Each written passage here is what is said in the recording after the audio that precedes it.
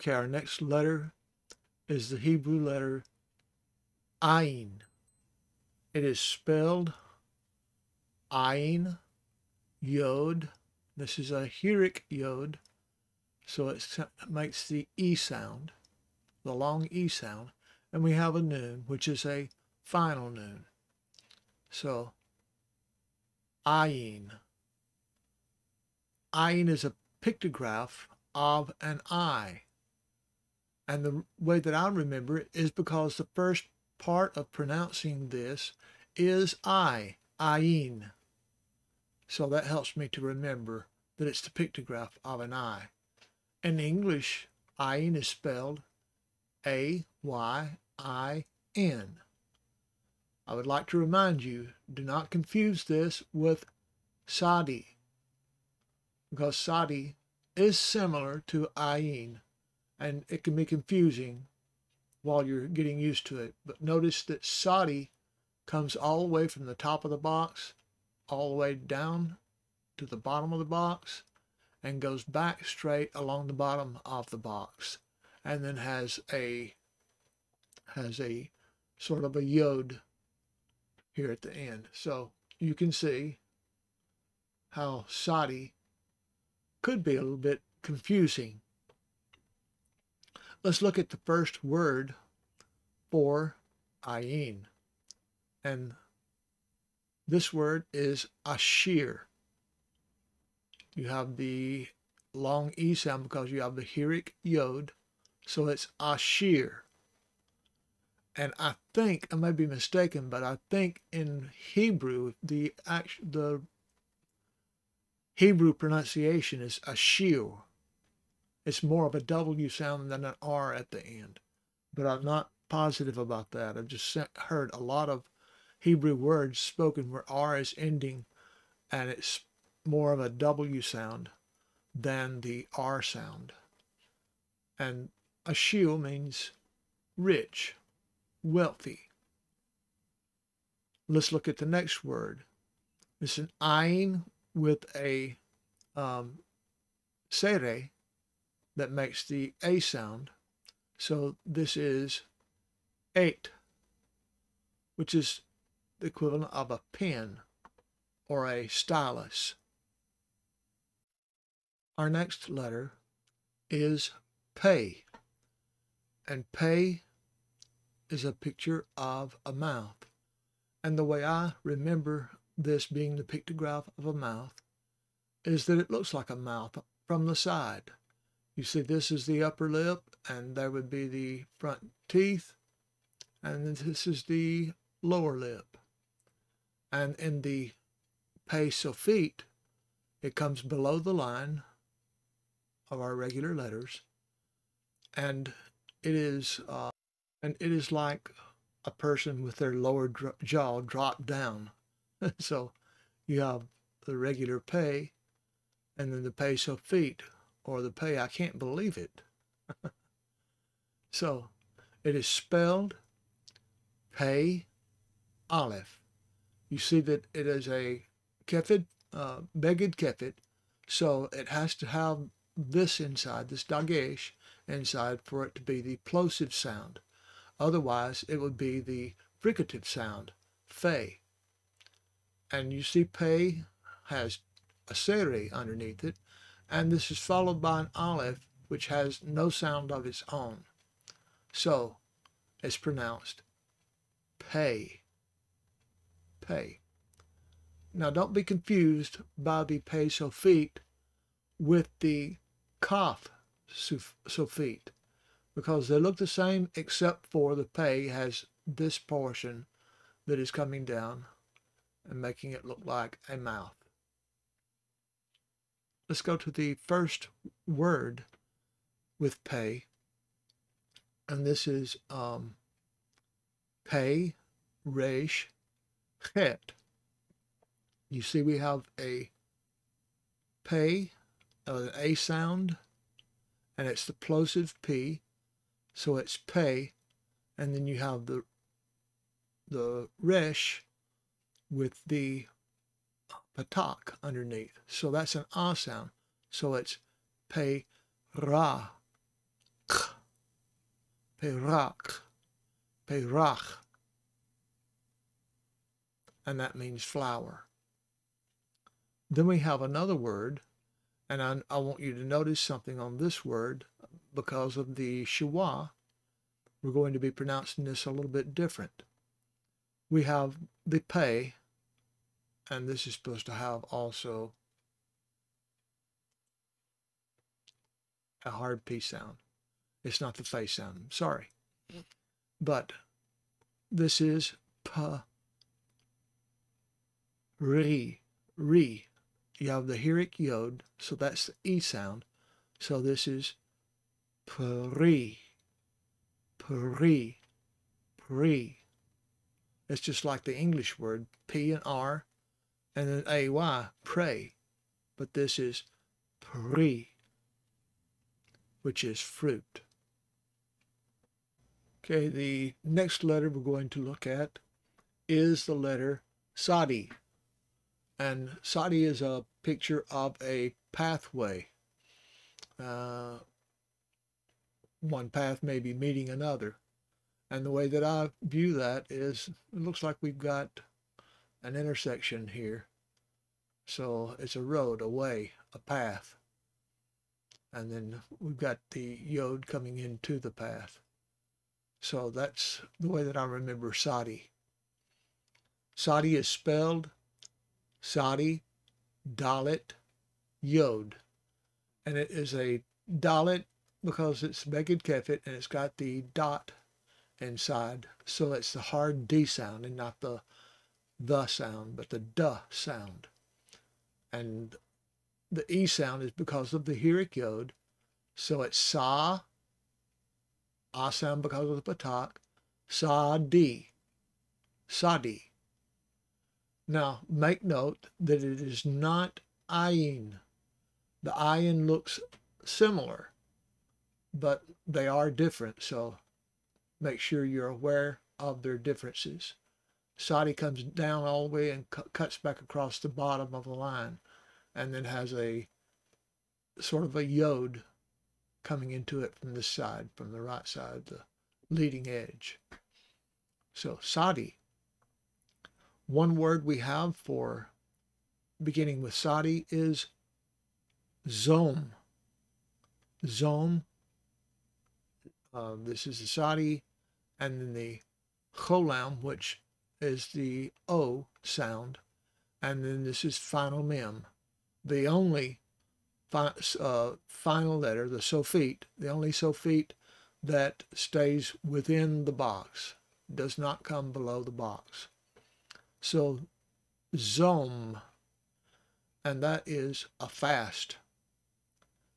The other word we have for Sadi is Sadi, O sound, and reish. So it's Zor, Zor. And that means bind up or seal. Our next letter is koof. Now, koof is an odd looking letter to begin with, but I can't really find a way to make this look like a horizon or a sunrise unless you turned it over on its corner, clockwise 90 degrees, counterclockwise 90 degrees. And it would look like maybe a sun coming above the horizon or a sun setting below the horizon. But nonetheless, it's just one letter. I think I can remember just one letter that I don't really have anything for. But koof is only one of two letters that come below the bottom line. That's koof and ayin.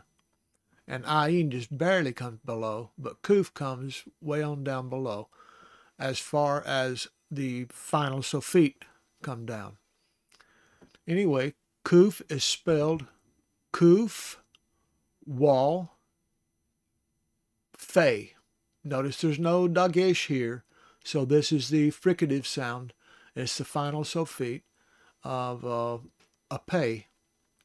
So it is the hard K sound and then the U, because this is a shuruk. and then this is a fe. So it is koof, koof. Let's look at a couple of words that start with koof. We have koof, shuruk, and final mem. This is kum, and it means arise. If you'll remember in the scriptures, there was a 12-year-old girl that whose father came to Yeshua and begged him to come and lay his hands on her because she was near death. And they started that way. And people approached, says, "Why bother the teacher anymore? Your little girl is dead." And Yeshua continued, saying, "She's not dead, but she's merely asleep." Well, you have to consider that probably he was talking about the fact that she had life still because she was a good person. She wasn't, or at least she wasn't at the age of accountability yet. She's only 12 years old. But it's possibly more than that, because if he believed, I'm sure that she would also have followed after her father's ways. So when he said she's only asleep, he may have been speaking that she was just asleep spiritually, and that she wasn't dead like one who didn't believe, like one who didn't follow the truth. So imagine if a person dies that was dead, then Yeshua would not bring him back to life. He wouldn't want to. Anyway, he says there when he arrives there at her house, at the father's house, her father's house, Tali ha kum, which means, being interpreted, little girl, arise. And there is a suspicion of mine that this is actually Aramaic, that he spoke in Aramaic, but I haven't been able to prove that yet. I've done some extensive research already on this, but it's not easy to get some of these words and find out what exactly the exact translation is supposed to be. But it means, in short, little girl, arise.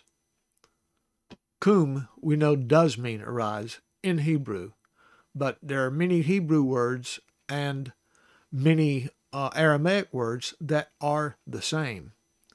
So, the next word is a word that you know quite well, ko, hard D, segel, S sound, kodesh. There's a dot at the leading edge of the sheen, making it a sh sound. So kodesh. And we know that kodesh means set apart, or it means committed to one thing and one thing only, and that is to Yah. So we are a kodeshim. That means we are a group of people who are committed to one thing and one thing only, and that's Yah. Now we come to our next letter in the Hebrew alphabet, reish. Reish is a picture of a head, and I do not have access to the pictograph language of the audi in this program, so I have to actually do what I need to do to show you how I relate this and remember that it is a head. Well, first of all, it looks like a head. This looks like the top of a head going down the back of the neck. So I, in my own imagination, draw a line here.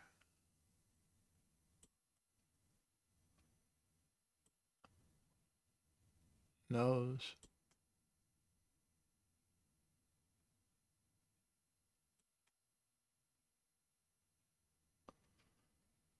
Like this.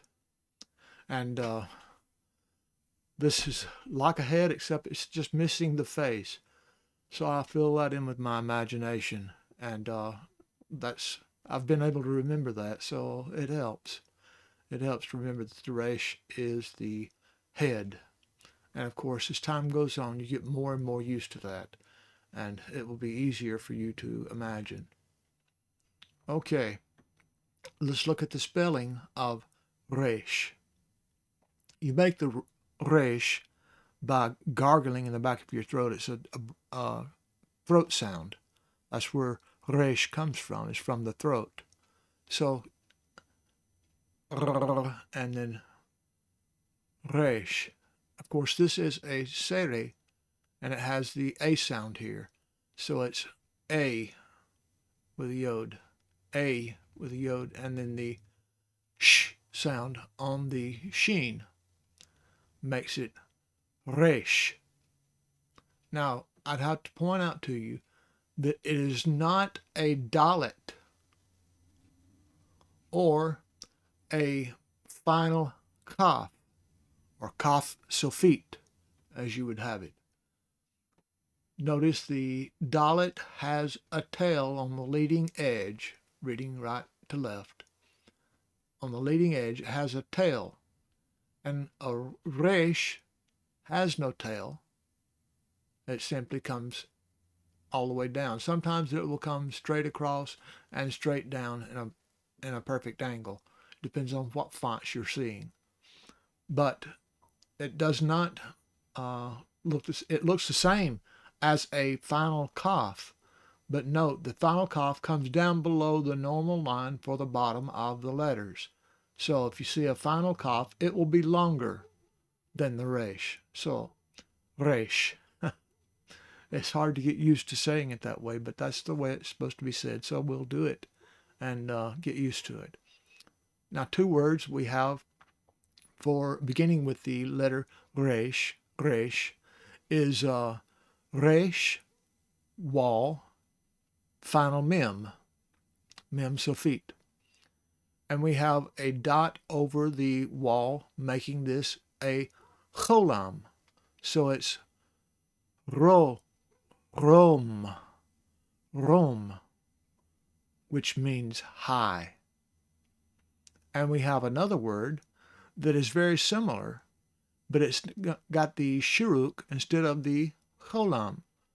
So this is room, and it means is the breath. This word is also similar to another word, ruach. And ruach, get it all together there. Ruach is breath, spirit, or wind. So I found that to be useful and knowing. Also, if you did not have the nikadot, these two words would look the same. So the only way that you would be able to tell which word it is by the context of the sentence. Are you needing the word high in the sentence, or are you needing the word is the breath in the sentence? So context plays a big part. A lot of Hebrew words that are spelled the same but mean different things. We have some words in English that are spelled the same but mean different things depending on the context of the sentence. Okay. The next letter we will cover is the letter sheen. Now, sheen is a picture of two front teeth, and I've drawn a simple picture of that. I don't know, the ancient pictograph has two teeth, but it looks like donkey's teeth or something. I don't know. But I've seen it drawn this way as well, and I prefer it this way because it's easier to see that it's two front teeth. And of course, it looks very much like a W in the English language. But the sheen has a dot over the leading edge, over the right edge, and it's spelled sheen, yod, noon, final noon. So that's the sh sound, and the e sound, that's the heric yod, always makes a long e sound, and then the noon. Sheen. Sheen. Spelled in English as S-H-I-N, but that's not shin, it is sheen. Okay, a couple of words beginning with sheen. Well, actually, not beginning with sheen, but one beginning with sheen and another just an additional V at the front. We have shim, and this is sheen. Mem is final mem, and it equals name. Hashim, and I don't have the seri here. Let me put that there. Hashim is the name, and that is the name that the Hebrews call the Father. Well, the Hebrews that aren't educated like we are here, but they call him Hashem when they are speaking about him to another, and then they call him Adonai when they are in prayer. Now we come to our final letter of this study, and that is the letter Tau. Now the Tau is spelled Tau, wall, Tau, Tau, and it's spelled in English T-A-W. Now take note, this is not a chet, which is this shape, or a hay, which is this shape with a spot missing. The hate and the hay is exactly the same except for this open space here. But the tau, if you can see on the following edge, the trailing edge, it has something that resembles a noon. And you could make a noon and a reish and put them together and have a tau. But let's go further. The word I've chosen for beginning with tau is tau, aleph, wall, and it's a cholam, and then mem with a hirik yod, and final mem. And this is te'omim, and it means twins. Well, this is the final letter of the Aleph Bet, and next we are going to cover odiot meanings. I figured that it would be better and easier on you if we talked about the meanings separately, but just focused on the shapes of the letters first and a few words to get you familiar with the Aleph Bet and to discuss some of the vowel sounds. We didn't include all vowel sounds, but we included many, so that gives you a better understanding as we go along, and we learn the vowel sounds, and that will make a big difference in your understanding of Hebrew, but it wasn't too difficult on you to be able to learn this at the same time as you learn the shapes of the letters. So until next time, join me for the next series, Odiot Meanings, and we're going to have a guest. And you may guess who the guest is. Shalom, shalom.